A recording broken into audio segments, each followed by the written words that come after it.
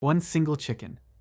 And this chicken lays 365 eggs in 365 days. That means one egg every single day, all year long, without skipping a single day. No sick days, no slow weeks, just egg after egg after egg. Now stop for a second and think about that. Do you know anyone, any person, any animal, any machine even, that performs at 100% every single day for an entire year without breaking down even once? Probably not. So how does a chicken do it? And here's where it gets even stranger. This chicken barely ever gets sick. While other chickens around it are catching infections, slowing down, or dying young, this one just keeps going healthy, strong, and productive. So the obvious question is, if a chicken like this really exists, why isn't every farmer on the planet raising it right now? Why haven't you ever heard of it before this video? And most importantly, did someone somewhere decide that this chicken was too good to exist and quietly made it disappear? Stick with me through this video, because we're going to solve this mystery piece by piece, like putting together a puzzle. By the end, you're going to understand exactly what happened. And honestly, it might change the way you look at the eggs in your fridge. Before we go further, do me a quick favor, hit that like button and subscribe to the channel. It genuinely helps this video reach more people who'd find it interesting, and it costs you nothing. Alright, let's dig in. Let's start with the basics. What's normal? To understand why 365 eggs a year is such a big deal, we first need a baseline. So let me ask you something. How many eggs do you think a normal backyard chicken lays in a year? Take a guess. 50, 100, 500? The real answer is somewhere between 100 and 150 eggs a year for an average backyard chicken. That number changes depending on the breed, the food it eats, the weather it lives in, and how well it's cared for. So already we're looking at a chicken laying one egg every 2 to 3 days, not every single day. Now here's a fact that might surprise you. In the commercial egg industry, there are specific breeds bred purely for laying eggs. These are called layer breeds. The most famous names are the Leghorn, the ISA Brown, and the Lohmann Brown. These chickens can lay somewhere between 300 and 350 eggs a year. That's already incredible. But 365? An egg every single day of the year? That's a whole different level of performance. So how is that even possible? Is a 365 egg chicken actually real or just a myth? Here's where we need to slow down and think like a detective.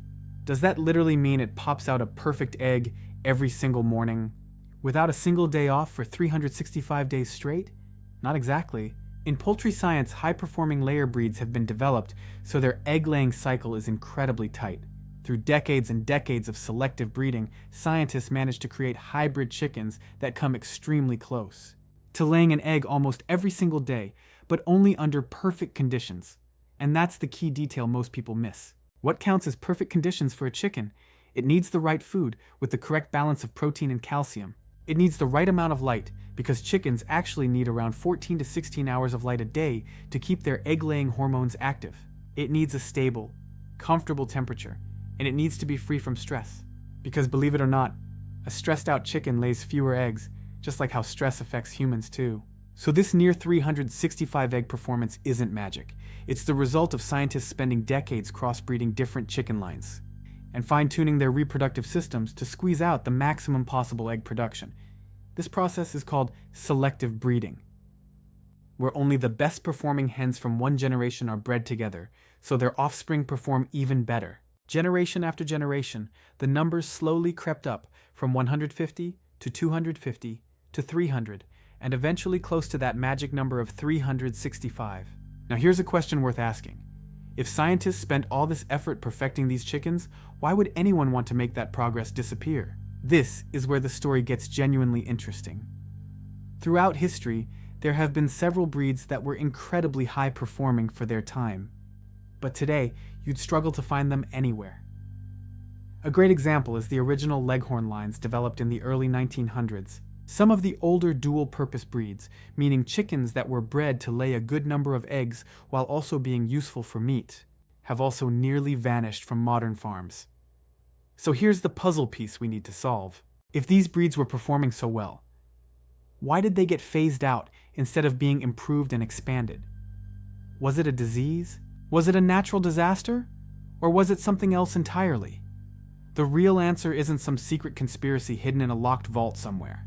It's actually rooted in something much more common, and honestly much more relatable: money, business, and control. Let's break this down piece by piece. There are 4 major forces working together, and once you see all 4, the full picture makes sense.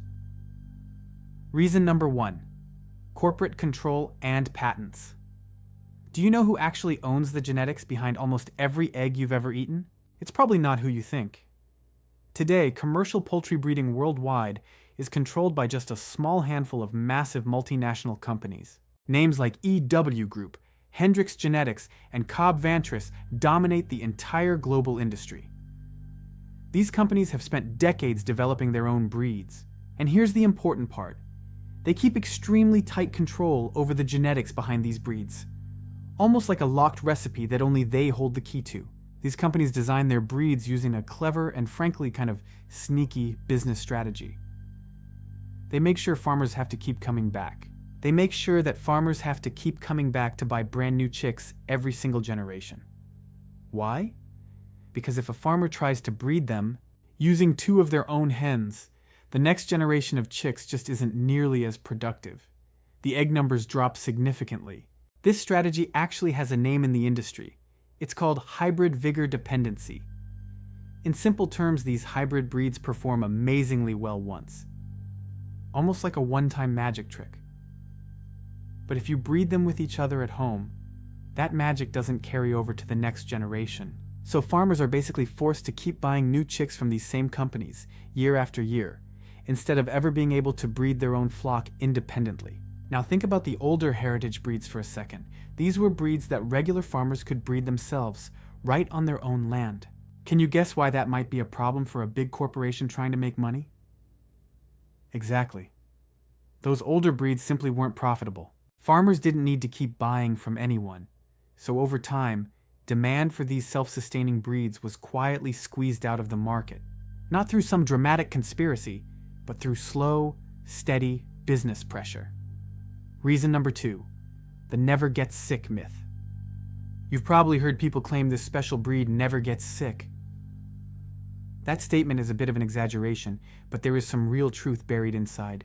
Commercial layer breeds have genuinely been developed to have stronger immune systems against certain diseases that are common on poultry farms. Things like Newcastle disease or specific strains of avian influenza. So there is a real genetic component here. But here's the catch. Does that mean these chickens are completely immune to every illness out there? Not even close. In reality, commercial farms operate with strict biosecurity. But the catch is biosecurity.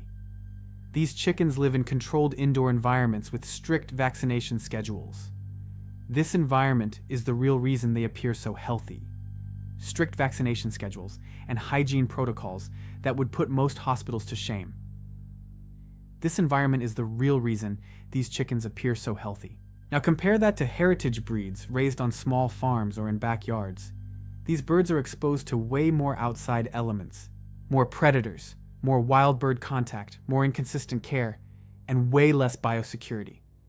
So naturally, they seem to get sick more often. But is that really a fair comparison? It's a bit like comparing an athlete who trains in a professional gym with someone working out on a street corner, and then acting surprised when the athlete performs better.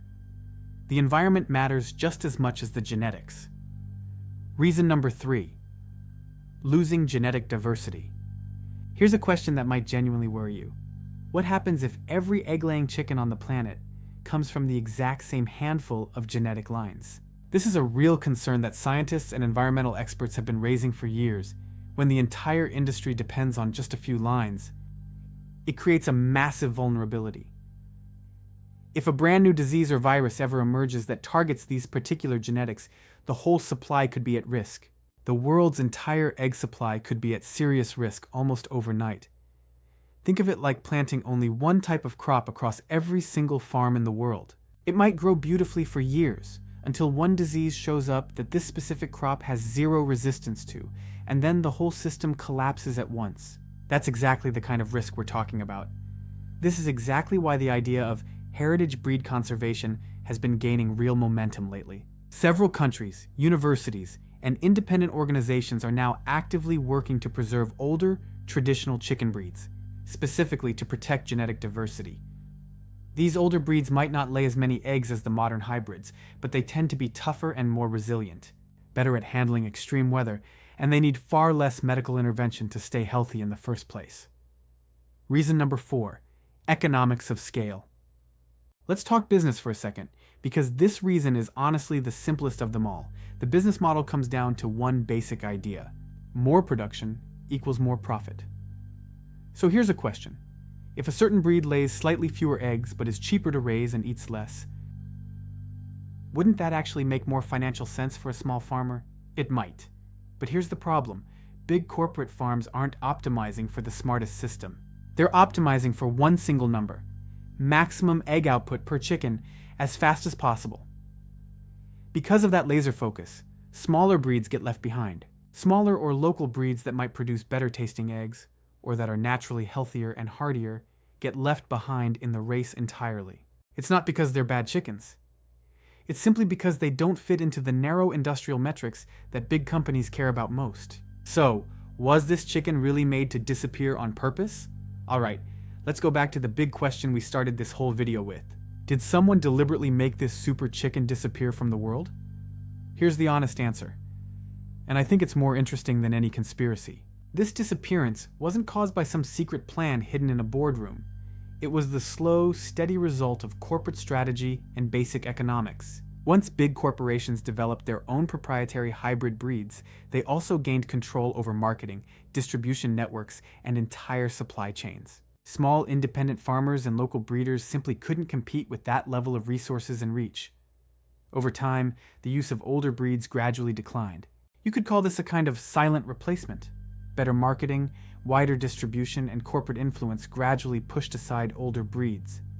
Breeds that were sometimes actually healthier and more resilient than their replacements, simply because the newer hybrids were more profitable for the corporations. Can these old breeds ever make a comeback? Is it too late? Are these older breeds gone forever? Actually, no. Around the world right now,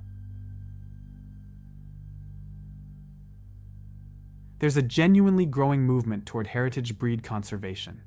Small independent farmers and backyard hobbyists are actively working to preserve these older chicken breeds before they disappear completely. If you raise chickens yourself, you can look up heritage breeds available in your area. Doing this doesn't just get you healthier, more naturally raised eggs, it also means you're personally contributing to preserving genetic diversity. So there you have it, the complete story behind that mysterious 365 eggs a year chicken.